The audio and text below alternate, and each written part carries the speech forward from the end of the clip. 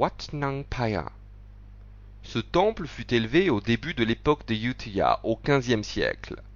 Bien qu'aucune source officielle n'en évoque la construction, ce monument somptueux, placé sur l'axe principal de la ville, devait avoir une position importante. Le roi Ramasis, dans son livre Thiumongprarung, donna son avis de la manière suivante. Le vihara était sur une base surélevée de 3 coudées. On a fait installer une plateforme afin de pouvoir grimper pour l'inspecter de près. Après 1 heure d'attente, je suis monté et il valait vraiment la peine de le voir en détail.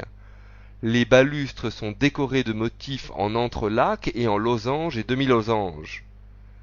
Les parements entre les balustrades sont aussi ornés de décors en entrelacs et en losanges. Ces motifs moulurés en stuc sont collés sur la latérite. Le vihara de Wat Nang Phaya est un bâtiment massif de 7 pièces en latérite avec une toiture en bois recouverte de tuiles. Les murs sont enduits et percés de fenêtres balustrées.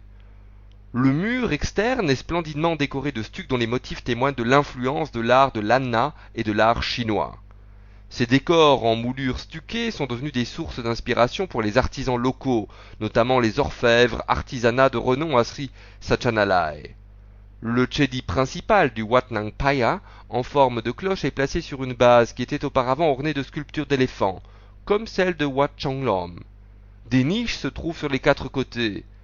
La forme de ce chedi ressemble à celle de Wat Phra Sisampet à Ayutthaya, dont la construction date aussi du XVIe siècle.